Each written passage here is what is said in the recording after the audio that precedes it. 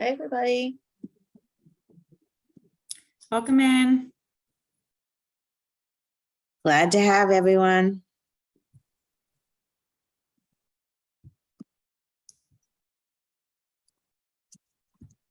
While you're taking a look at the photos on our slides, please go ahead and put in the chat, say a little hello and something, a memory or something you'd like to be able to preserve in the future.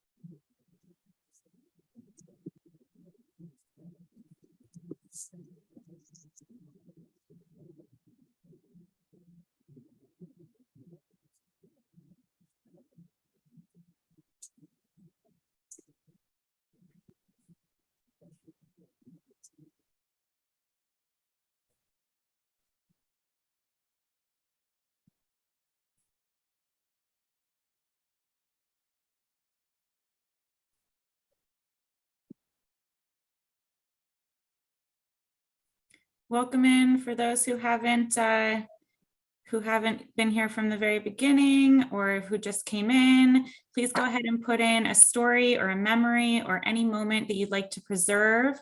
We'd love to hear what you have. Go ahead and put that in the chat and say hello.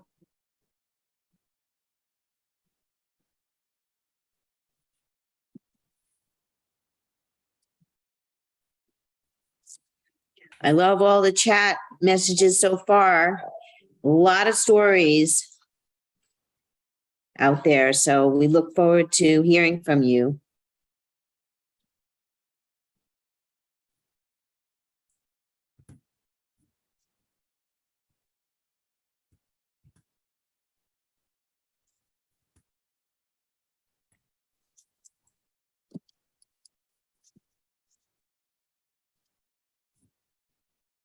We'll get started in just a couple minutes. We're going to wait for a few more people to come on.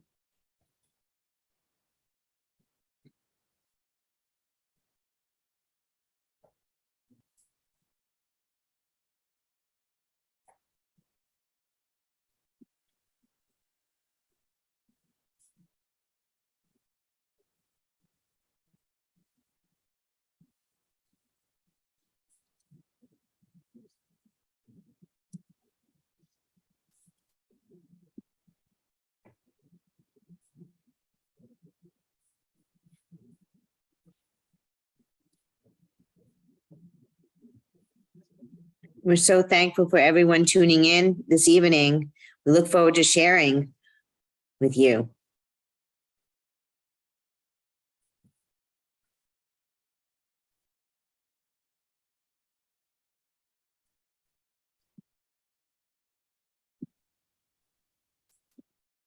What you're seeing is a presentation of slides from photos from our annual gala, June 1st, which was at Mohi with the release of the Family of Strangers book. And there's a lot of photos to share, and you'll be seeing these now and at other times throughout the year. But we wanted to make sure that you saw some.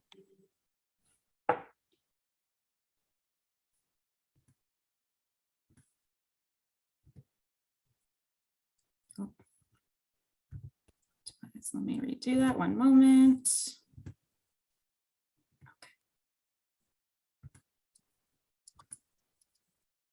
Okay, so welcome everyone. My name is Cora Miller. I'm the new assistant director at the Historical Society.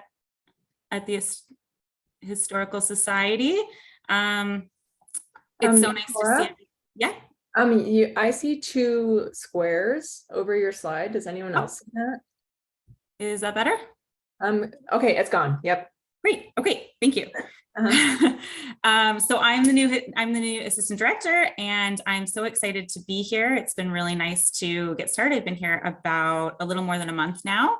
And I'm so happy to share what the Historical Society has been doing. And we've had such a productive year, and we're really excited for 2023.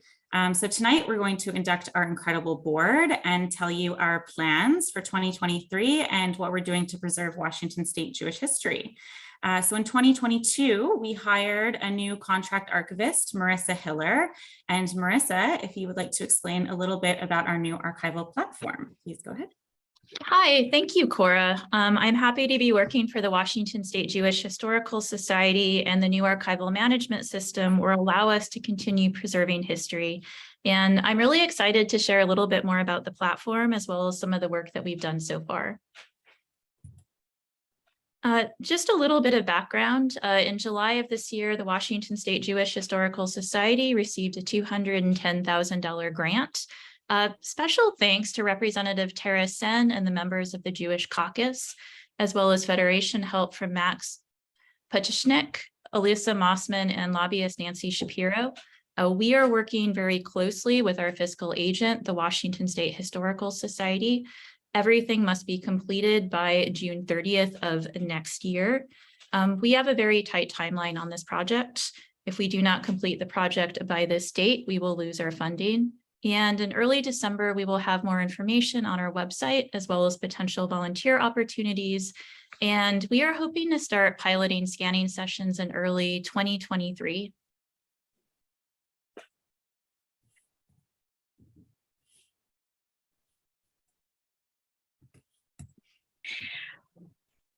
Okay, everyone. Marissa, thank you for that report.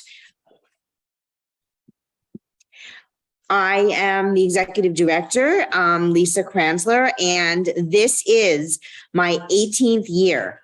I should say my 18th annual meeting. So I'm very excited to be here tonight at my high annual meeting, and it's my honor to be here as well. And later to present our keynote speaker, Miri Cypers, and she will be our Stan Tobin lecture series. I met Stan Tobin in the very beginning of my very first annual meeting at Temple B'nai Torah. So we're a lot of history there. What I want to talk about is that it's my privilege to serve as executive director. And this past year has been very eventful. And historic. We have a new mission statement since I've seen you last, and we do have a couple of blocks over the mission statement still on that, Cora. And the mission statement is what I like to think of it is broken up into 3 parts. You can see the mission statement on our website, but the 3 parts really are to preserve and present, and to foster awareness and appreciation. And then lastly, to build bridges. And that's how I think of it in 3 parts. It's very, very exciting for us in that this really demonstrates the relevancy of our work with the community at large, with the state, and actually in the country and worldwide. So we're very appreciative of the past year's board in enacting this new mission statement. The second thing I want to talk about is that the very important release of our 2nd edition of The Family of Strangers. And we're very appreciative to the original authors, of course, Jacqueline Williams, Howard Droker, and the late Molly Cohn. It was an amazing effort by Stuart Eskenazi, our new author of the new section, and of all the team that had put this new Family of Strangers 2nd edition out, which is available on Amazon on demand. What's really great is that we had all of your support as donors. Many of you, most of you on the call tonight and many others in the community. We're extremely appreciative. Our donors, our board, our staff. We couldn't have done this without you. And the most important thing is that we've worked with a lot of other organizations and historical societies this year. We're constantly being asked to participate, and we have participated in Pride Shabbat, in Langston U's 50th anniversary, in the centennial of Garfield High School, with the National Nordic Museum. We have a lot of things going on at all time, and we're very thankful for the opportunities that present themselves. And I think most importantly for all of us is that history really never stops. We continue to work very hard to save all this important history and just to be there in our community and make sure that everything is relevant. As Marissa, our archivist, stated, our work this year is focused on our archival management system, new implementation, and we're thankful again to the state, the Jewish Federation of Greater Seattle, and all their team there, as well as Tana Sen, Representative Tana Sen, for spearheading this budget proviso in the state budget, as well as all the other legislators who truly believed in our passion for our work. So that's really what I have to say. I just check if I have anything else. I think without further ado, I'd like to introduce Joel Ahrensberg, our board secretary, so we can nominate and elect our new board. Thank you. Thank you, Lisa. I'd like to thank our outgoing board members, Tamar Bowden and Greg Gans, along with our outgoing president, Catherine Degginger, for their hard work and service to keep supporting the Historical Society. I'd like to mention the returning board members, including myself, Ron Walbaum, Dennis Goldstein, Dean Alteris, Dan Swedlow, David Berkman, Sue Solomon, Jacqueline Reutman Estrin, Iantha Seidel, Jay Bush, and Mimi Rosen. Thank you for your continued support of WSJHS. The four proposed board members are Albert Israel, who has served as a WSJHS vice president and president in the past, and was president of Ezra B'Sereth congregation from 2019 to 2021. Nance Adler is an internationally recognized Holocaust educator and currently teaches at the Jewish Day School. Andre Brooks is a journalist, author, and lecturer specializing in Jewish history. She was formerly a contributing columnist for the New York Times. Brad Lowenstein has participated in leadership programs through the Jewish Federation and is a leader of the Now Gen Giving Circle, which is a philanthropic initiative that develops young adult community leaders. So before we launch the poll, are there any nominations from the floor?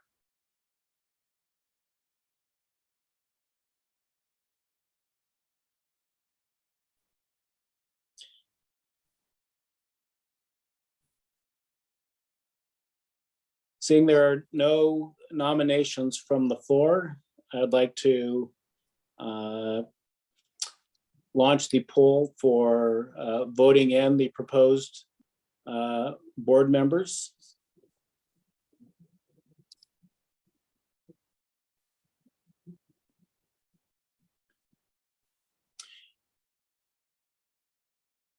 So for WSJHS members, do you approve of all proposed board members? We will be, you're voting for all four that I just mentioned, not individually. We're going to keep this poll question up for 60 seconds.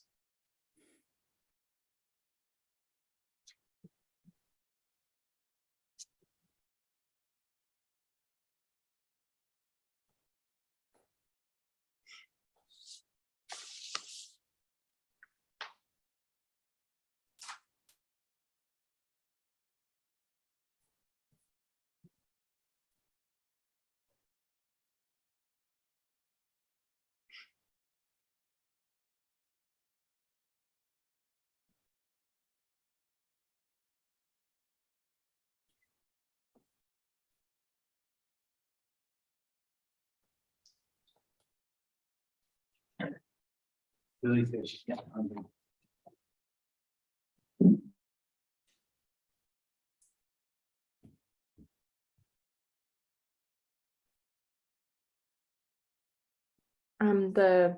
black square is back over the slides.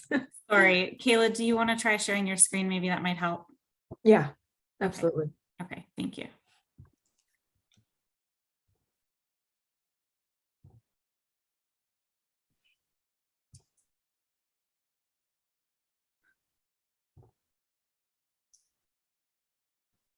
All righty, everybody has had a chance to cast your votes.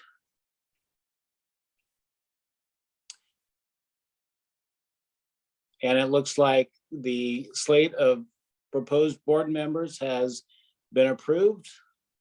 I'd like to welcome our newest board members to the Washington State Jewish Historical Society.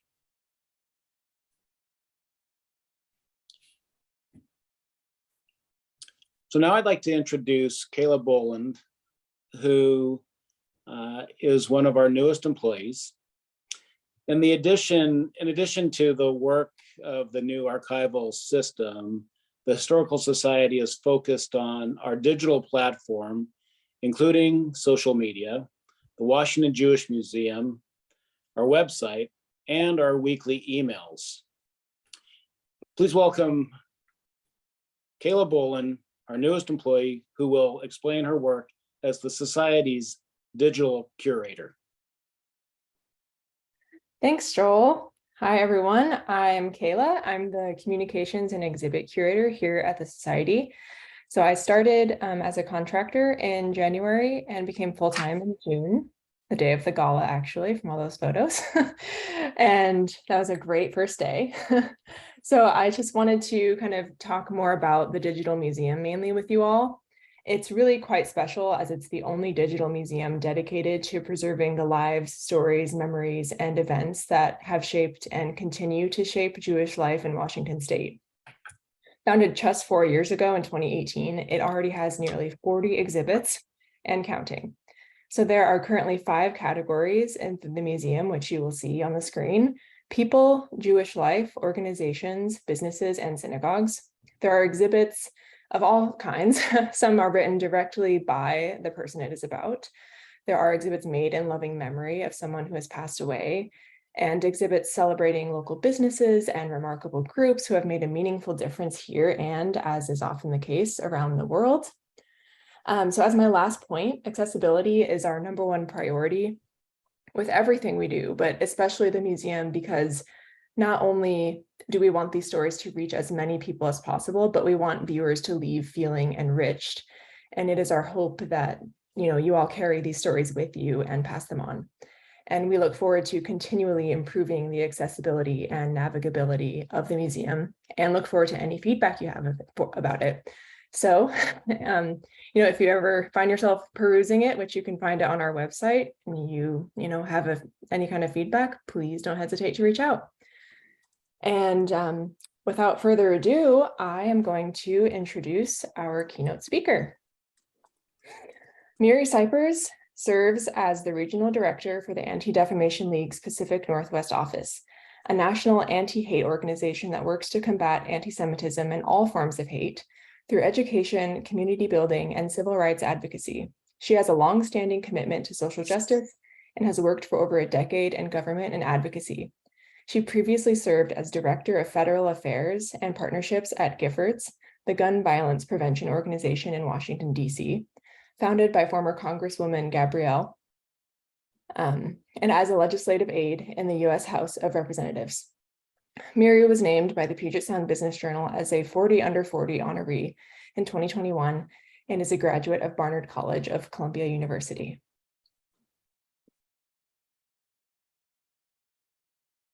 Let me unmute Miri. Wait, Kaylee, we actually have the clip first. Oh, yeah.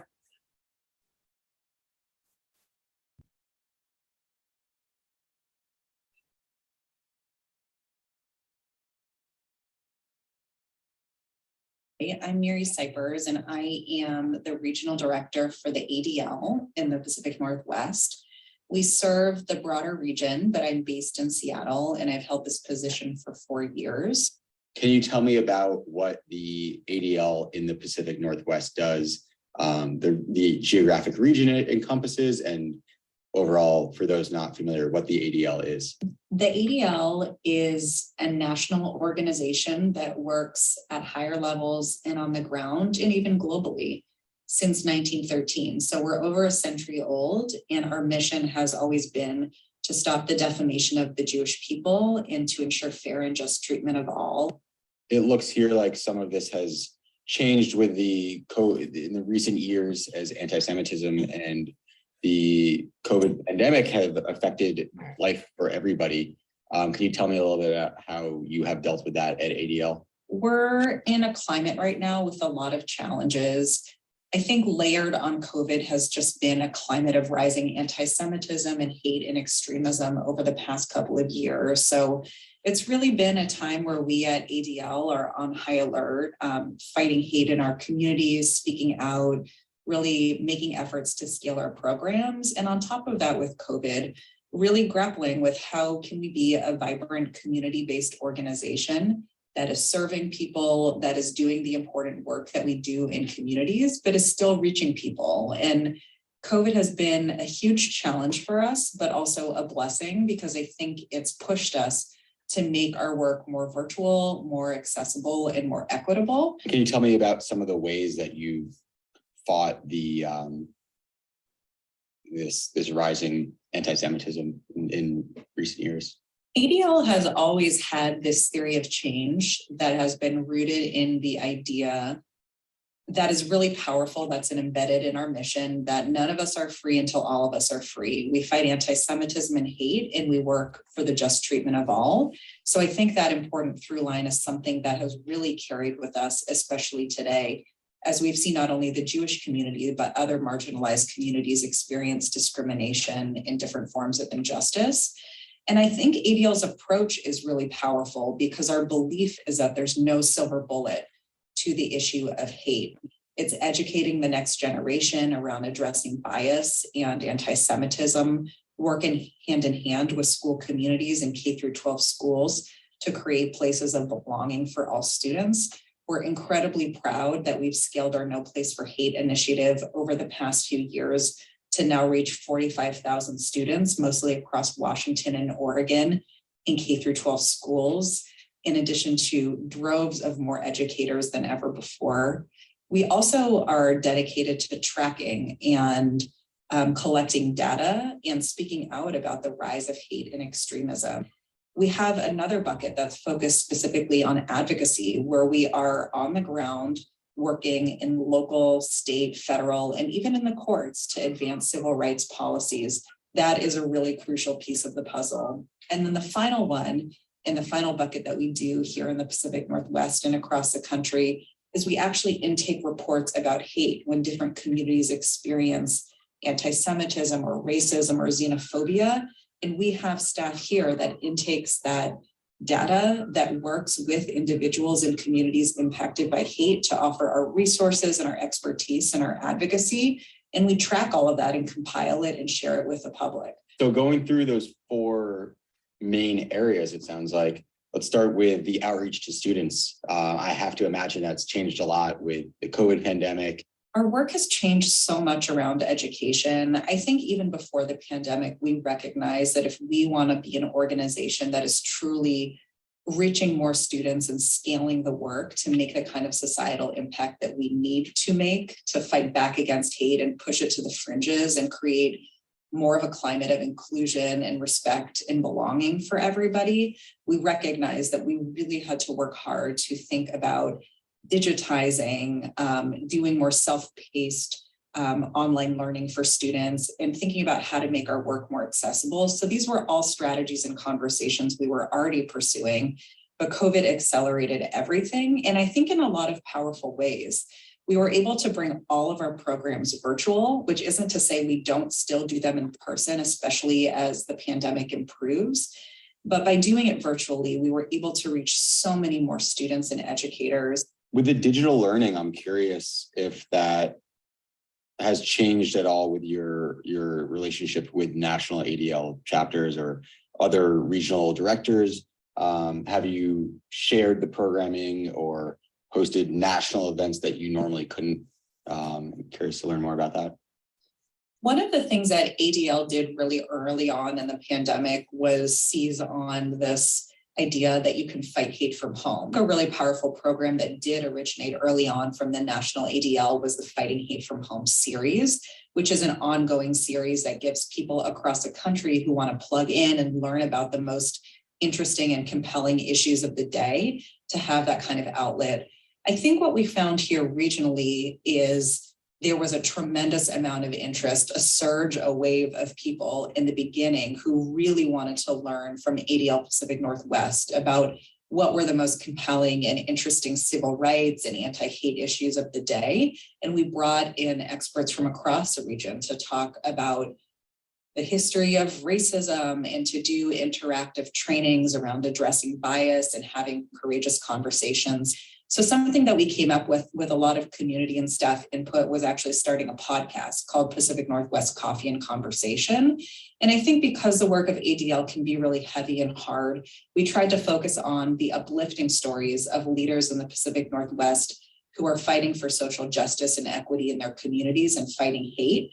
And it gave us a real opportunity to shine a light on some leaders who are really well known, who work at big companies like Microsoft, or who are incredible business owners, but also people that maybe are doing the day-to-day work that are less known, who are real jewels in their community, pushing for change in education, or doing a variety of things that are super admirable. You mentioned fight hate from home. I'm curious to learn more. Have you found, as you track hate, have you found hate and other crimes of that nature moving into the digital world more than previously? I think the ADL is really uniquely positioned as an organization that's been both fighting for civil rights for over a century and fighting hate, to be a unique organization that understands the balance of free speech, but also the migration of hate to online and how it impacts marginalized communities. And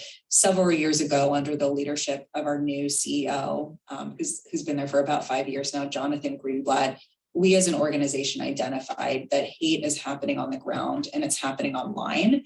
And the way that it happens isn't always randomized. It's really targeting people because of their identities, because they're members of marginalized communities. And anti-Semitism and hate are actually flourishing in online spaces in ways that we've never really seen before. Have you noticed any trends as you work across the Pacific Northwest? I would say one of the hard things about serving the greater Pacific Northwest is that it's just such a big geography. And when you're talking about Seattle or Portland or more denser urban areas versus more rural areas, the divides are really different in demographics and in political affiliations and all of those things. So I feel fortunate though, because I think it's a constant learning curve for our staff to be constantly learning from the regions that we serve about the different issues, challenges, and also different cultural pieces that make certain states or areas unique. But I think what we generally see is that, unfortunately, every single community in the country is impacted by prejudice or bigotry at some point in time, and these kinds of things aren't unique. What we've seen, a lot of trends that I've noticed over the past couple of years that I've been with the ADL, a few of them are that schools are microcosms for society at large. So when you see hate and extremism becoming more normalized, they become more normalized in school. And we see a lot more acts of bias and xenophobia and anti-Semitism and racism in K-12 environments. I also just think on a more macro picture, both nationally and in all of the different states we work in, we see that hate and extremism are growing, and that people who are affiliated with hate groups or who have hateful ideologies are a lot more emboldened than they were a couple of years ago. And I think another trend that we also see is that if you don't properly train law enforcement, if you don't speak out and educate the public, and if you don't have strong laws that really capture what's happening, underreporting is also going to be a huge issue that's going to be a big challenge in understanding the actual issue that's unfolding on the ground. how do you think about outreach differently? As you said, you can fight hate from home, but how are you thinking about educating the citizens of the Pacific Northwest? Some of the challenges that the past few years have really reinforced for me is that we need to dedicate just as much resources and attention to the work of schools as we do to the community at large. And it can't be an either or approach. It has to be both. And one demographic group that's unfortunately been really adversely impacted by COVID and xenophobia is the Asian American and Pacific Islander community, specifically the East Asian community that's been targeted. And we've actually been working on launching a pilot initiative in Seattle around bridging divides between the Asian and Jewish communities and thinking more about learning about shared history and identity and culture and what allyship looks like in challenging times. So I do think I really want to push our organization to be one that really dreams big about how we can be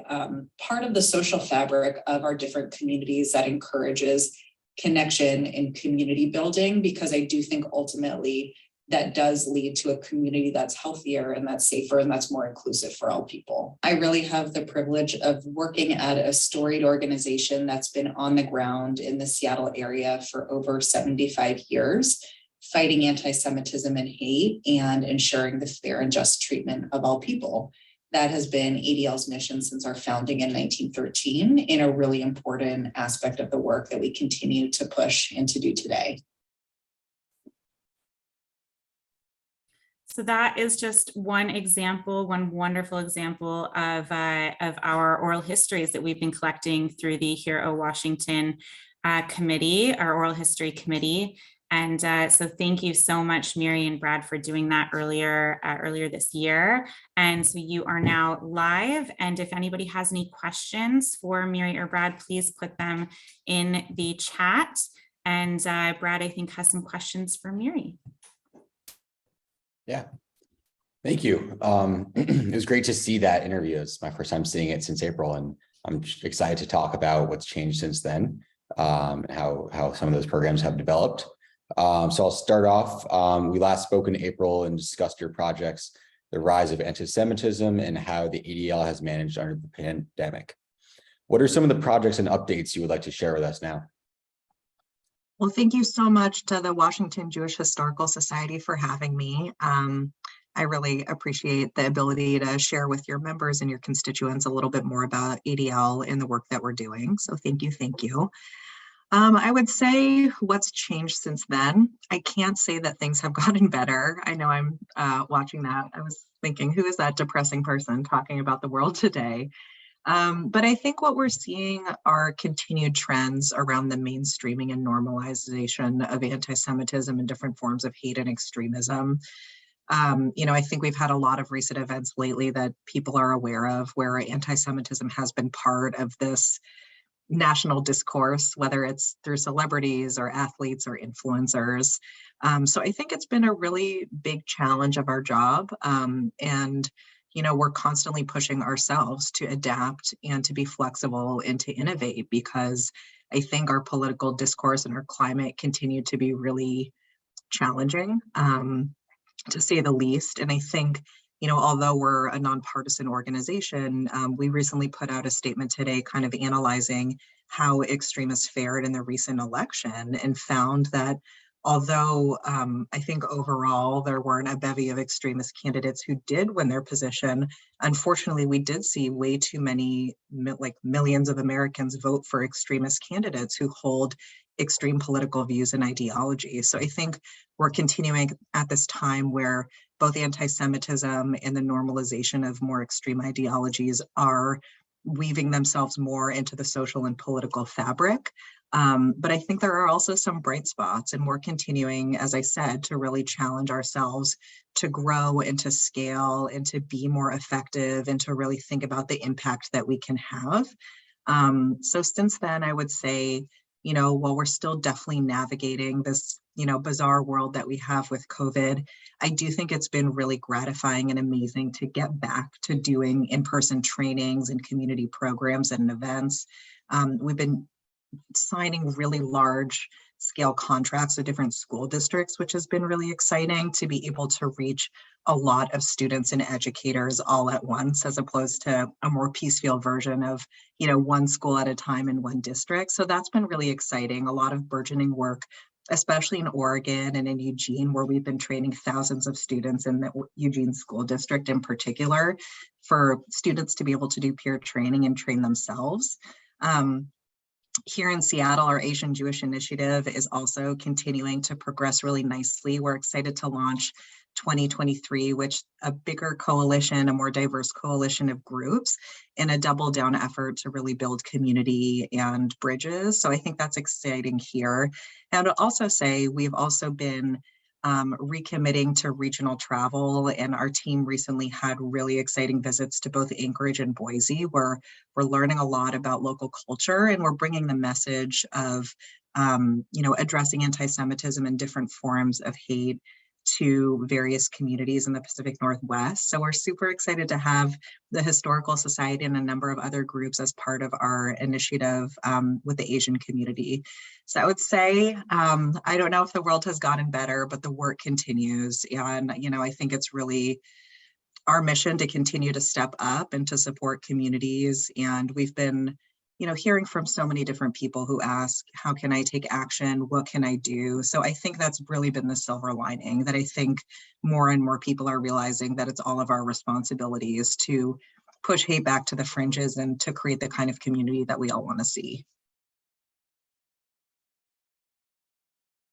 Well said. Very interesting. Moving on, next question here is, what is it like at the ADL when major anti-Semitic incidents happen in the US, such as recent tweets by Kanye West and Kyrie Irving? On a more local level, what is the process when someone experiences an act of anti-Semitism?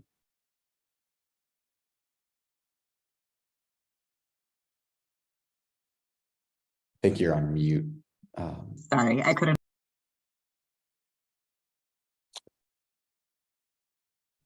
Miri, sorry, you seem to have been muted again. Yeah. You should be able to unmute yourself now. Okay, sorry, I will not touch it from now on. I just always try to be respectful of the quiet space. I think on a bigger level, it can be very stressful when anti-Semitic acts occur, when anti-Semitism is part of the national discourse, even on a local level. I think it's stressful because the community feels anxiety and feels a lot of feelings. And I think there's a lot of conversations and sometimes consoling and education to do. And some of it's positive. It's people reaching out to ask for more educational programs at their synagogue or because they want to learn more. But it can be hard because I think we're already pretty stretched in terms of our capacity, and these events just kind of heighten that kind of stretch. But we do what we can to be as responsive to people and be out there speaking out and educating and doing our best. I also think an interesting piece of it behind the scenes is having conversations to learn and grow from these kinds of situations. I think it's easy to kind of dismiss and move on, but having conversations with friends, with allies in the Black community, I think is also really important, so we can continue to grow and evolve and understand the perspectives that different communities bring to the table. And I don't want to conflate, one celebrity or athlete with an entire community, but I do sometimes think these issues, they bring up deeper ones that are not just surface level sometimes. And something I've been grappling recently with is how calling out anti-Semitism and hate should be easy, but sometimes it feels hard. And I don't know if it should or shouldn't be, but it's a complicated world that we live in, and we definitely try to kind of live in that gray. I think on a local level, we've also just been doing a really excellent job of, within 24 to 48 hours, getting back to every single constituent who reaches out to us, either because they've been personally impacted by hate, bias, or discrimination or anti-Semitism, or have seen something in their community or in their orbit that concerns them. And just to kind of give you some examples, we track this kind of data because data informs policy and narratives and conversation. And I was looking at our annual report, and over the last 2 years, we've responded to over 600 anti-Semitic or hate-based incidents in our 5-state region.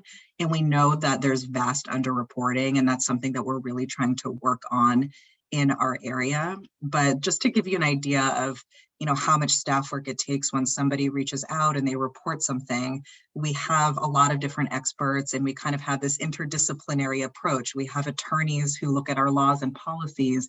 We have extremism experts who can analyze tattoos and all sorts of like spray paint. I mean, we have a lot of different people who are working behind the scenes. We have educators who can reach out to schools. So there's so much I think that we can do. And I think we have some really sophisticated mechanisms in place, but it takes a lot of staff time to deal with individual issues and sometimes to really carry out an issue that someone brings to us to the fullest, initiating a conversation about a troubling remark with a government agency, working with a school district to really see through some kind of change. So we really value the work, and something that I'm really excited about is how we're taking the kind of data and the kind of stories that we're getting locally, and we're trying to translate that into systemic change. So we've recently hired a lobbyist for the first time ever in Olympia for the coming session. And what we're actually trying to do is to use these kind of stories to pass a statewide hate crimes hotline that's really similar to what's being done in Oregon, where they implemented one. So we're trying to not only use the data to educate the public and shine a light on the problem, we're also trying to use it to drive policy and understand the problem on the ground and how we can make a systemic impact or change. So that's something that I'm really excited about. And I think it's a bit of a reframing of what we've done in the past. So there's a lot of work to be done, but we're trying to continue to push ourselves to be creative about how we can make an impact. All right, not on mute. Great. Okay, great. Thank you. And lastly, in your opinion, what can we do better to take care of our community and keep our spaces and selves safe? It's a really good question. I don't know. I don't know if it's maybe sometimes taking a pause and thinking about an issue from multiple perspectives, if it's giving a little grace or recognizing. I think sometimes what I found is, particularly when there's a rise of anti-Semitism or kind of a time when anti-Semitism is more in the news, it can understandably be a time of heightened anxiety and fear and insecurity in people. But I think, thinking about how we can take concrete action in our everyday lives and make change is something, for me at least, that helps me channel some of the feelings I'm having into feeling like I'm using these for constructive ways. Like, we can take learning and teachable moments to hopefully drive some change. But I also do think the value of conversation and being in community is really important. And I think we've seen that recently with a lot of in-person events that we've done in some smaller Jewish communities, where I think it's just really important for people to have a safe space to be able to talk and to learn. And I also think it's really important for us to be able to engage beyond our community, to gain other perspectives, to have conversations with people about our concern and different issues.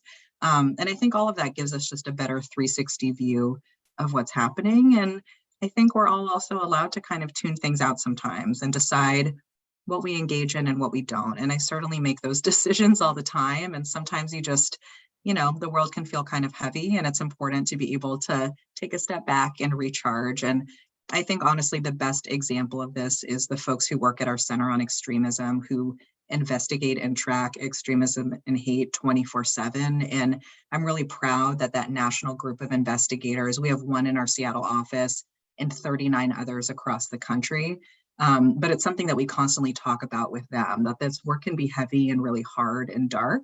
And we talk about them with different strategies to basically be able to unplug and recharge and to be able to continue to do this work. So I'm really grateful for the service of, my wonderful colleagues who keep at it. And it's not easy work, but our team in the Pacific Northwest is growing, and we're just really motivated and passionate. And I think we support one another in this work, which is really important. Thank you very much. We do have one extra question from the chat. Thank you, Jay, for putting something in. The question is there specific efforts regarding recent East European immigration, especially Ukraine? I would say I don't necessarily know if ADL is the go-to organization kind of working in the global affairs area on this. I think when it does come to Ukraine and supporting Jewish communities in the resettlement of refugees, we tend to partner nationally with HIAS and kind of defer locally to a lot of wonderful Jewish organizations like JFS and others that do a lot of kind of the day-to-day work on immigration and refugee issues. I mean, it's definitely, these are issues near and dear to our heart, but there are other ways that we're engaging globally, both in the Middle East and in a variety of places to call attention to the issue of anti-Semitism and to support Jewish communities. So there are actually a lot of really interesting efforts going on globally to kind of bring our theory of change and our education work and our advocacy elsewhere. But I wouldn't say that's necessarily a place where we lead.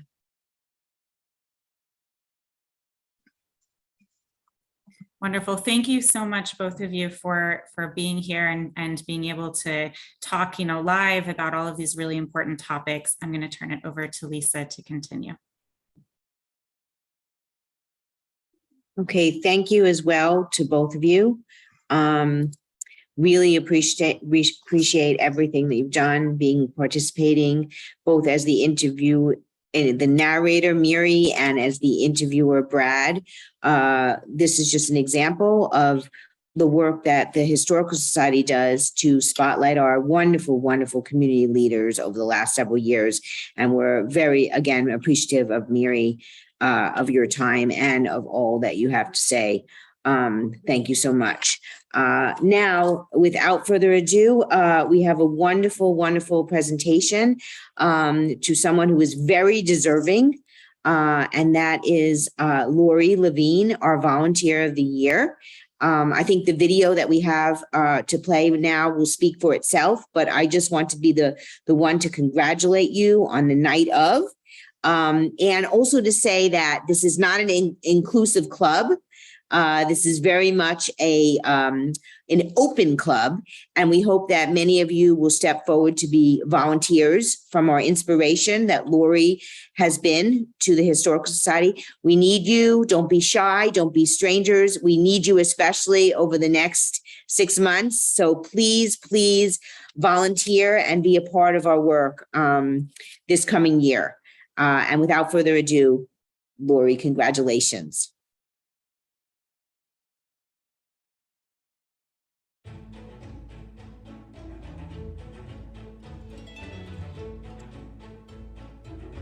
I just want to say a great big congratulations to our volunteer extraordinaire, Lori Levine. She's been fantastic.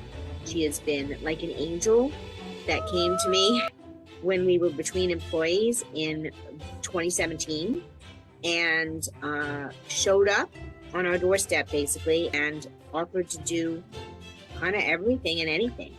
And I'm just very appreciative because she has grown to be such a great part of our team, a terrific volunteer, and it is with incredible honor that we award this Volunteer Extraordinaire Volunteer of the Year award to Lori Levine. Thank you, Lori. We really couldn't be where we are without you, and I mean it from the bottom of my heart. Thank you. Lori has been such a incredible help to the organization, and I always appreciate just her practicality, cheerfulness, and as well as her sense of let's get things done. We're going to do this. She is amazing, and we are so lucky to have her. Lori is an incredible asset to the team here at the Historical Society. She's always ready to take on any task that comes her way, and through it all, she brings with her this sweet warmth, just goodwill, friendliness, and a true enthusiasm for the work being done here. So thank you, Lori. I haven't known Lori for very long. From the moment I met her, I knew she was a very special person. Lori is always ready to dive into a project and never hesitates when there's a problem to be solved. It brightens my day to see her every Thursday in the office with a positive and can-do attitude. Mazel tov, Lori, on receiving the Volunteer of the Year award.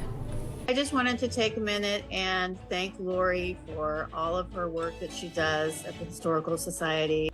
When she comes in, she's really like a breath of fresh air. She just tackles all of our jobs with grace and humor, and she's organized and efficient, and she's just a joy to work with. And I always look forward to the days when she comes in. And besides being our volunteer extraordinaire, I also think of you as a friend. So I hope to continue working with you for a long time. Thank you so much.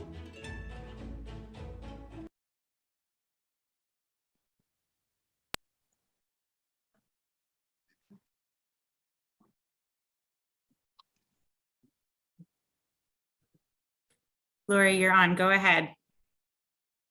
Here we are. Yay.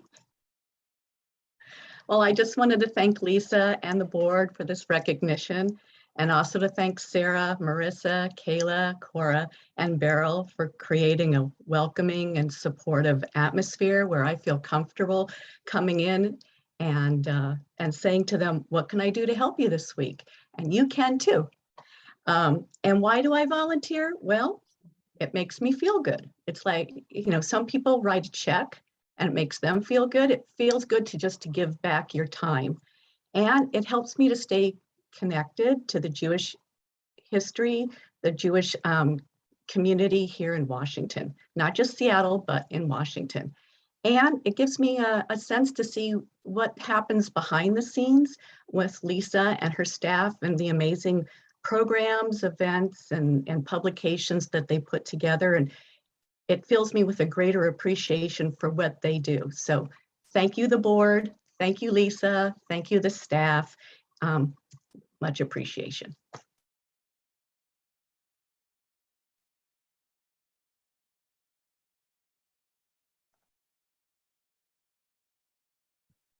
Wonderful. Yay, Lori. We're so excited to have you around. So thank you. Okay, so I think we will now move on to Albert, who has some pieces that he will share.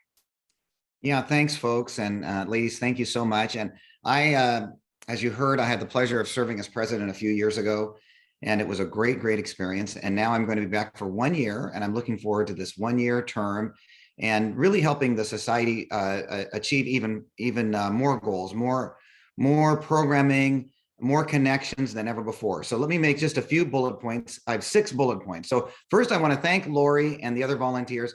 Without you, we could not do the work we do.